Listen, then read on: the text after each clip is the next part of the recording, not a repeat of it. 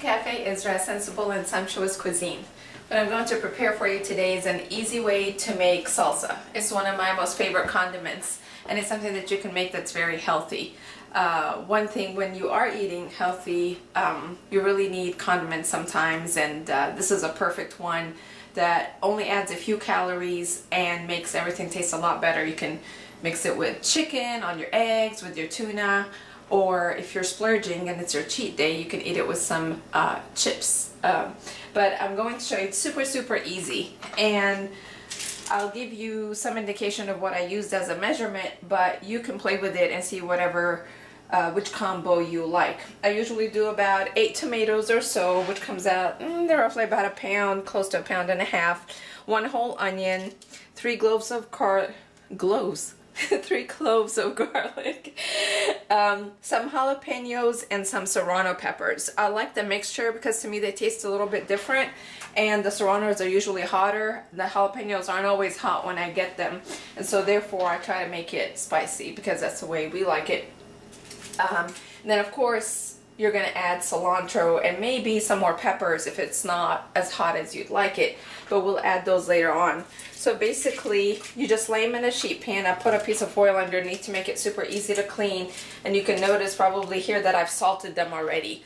Another tip to great salsa, in my opinion, is to salt it before you even cook it. Sometimes when you add salt at the end, kind of like when you cook other foods, it just doesn't give it that real deep flavor. And so that's what I would do. And another thing is to make sure and use like pretty plump tomatoes. If they're newer and they're a little bit firmer, the salsa doesn't have as much flavor. Not that you can't use them, it's just better to let them sit on the counter and ripen up a little bit before you do that. So like I said, I've just quartered these, and I have the oven going at 375 degrees on bake.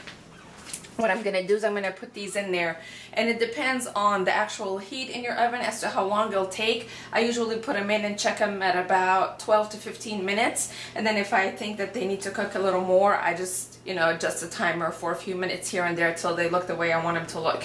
And I'm going to put them in the oven, and I'll show you what they look like. Basically, you just want the onions to be translucent, and some of the vegetables might be charred also. So I'm going to stick these in the oven, and then I'm going to come back and show you how to complete the rest of this easy salsa recipe.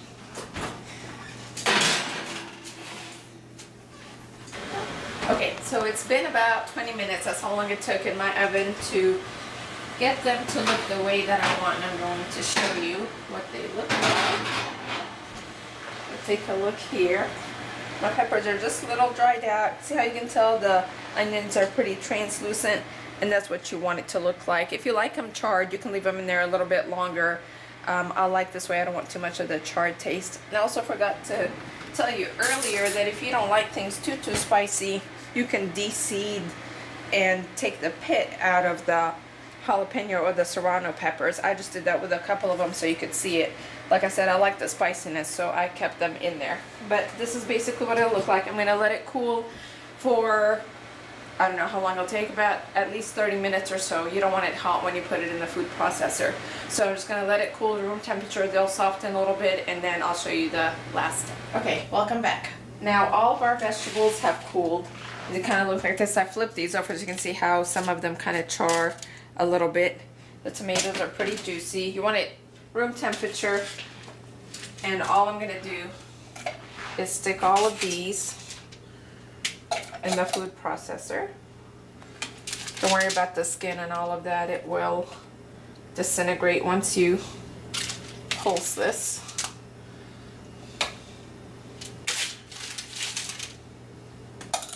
Oops, goes an onion.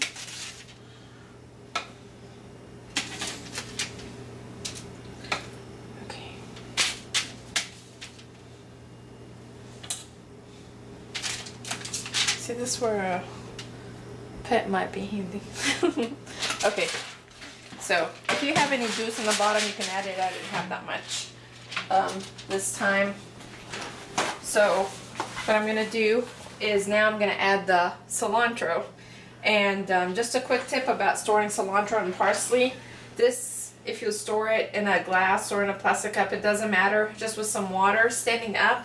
And usually the way I store it, I like to cover it so that it stays clean like this in the refrigerator, it lasts a really long time.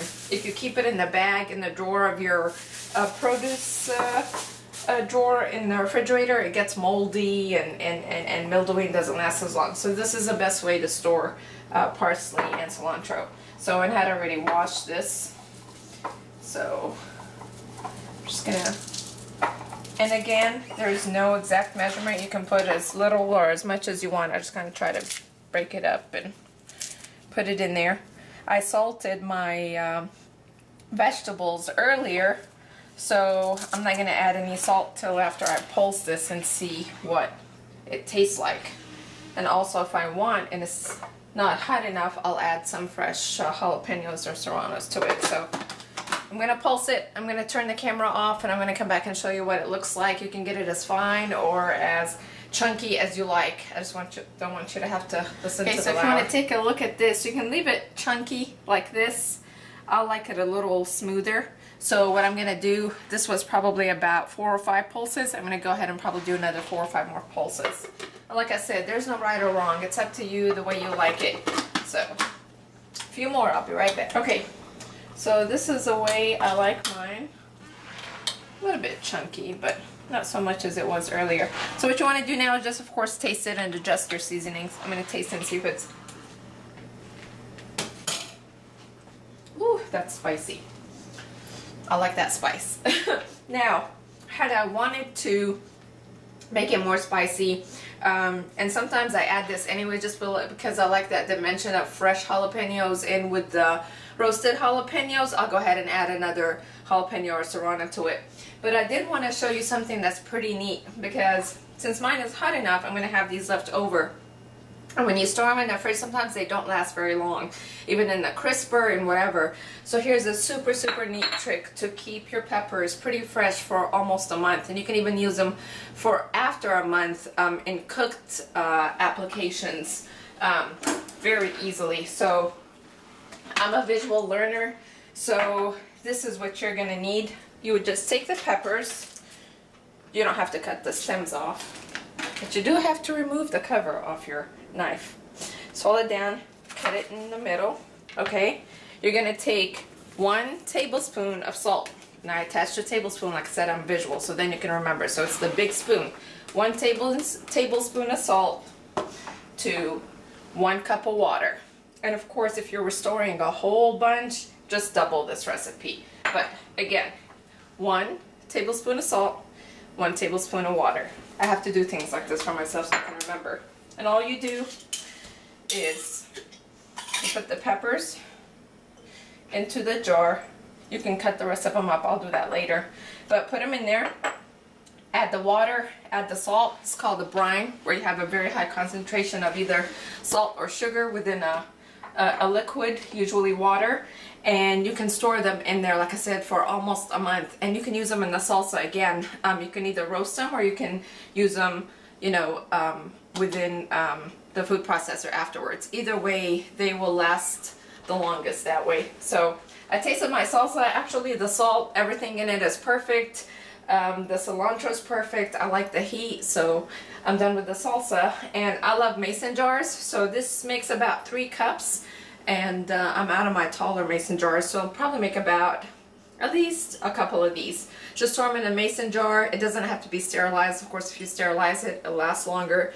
But it usually lasts about a couple of weeks, if even that. At our house, we eat salsa with a lot of things. But it's a quick, easy way to make a condiment that you really like. It tastes a million times better than store-bought. And it's something super easy you can throw in the oven while you're cooking other things. And I hope you enjoyed it, and I hope you enjoyed the tips. And please subscribe. I'll have more videos coming soon. And if you have anything that you'd like me to prepare in a healthy fashion or show you, or if you have questions, if I don't know, I'll find the answer. If not, I'll experiment and let you guys know. Again, subscribe. Thank you very much.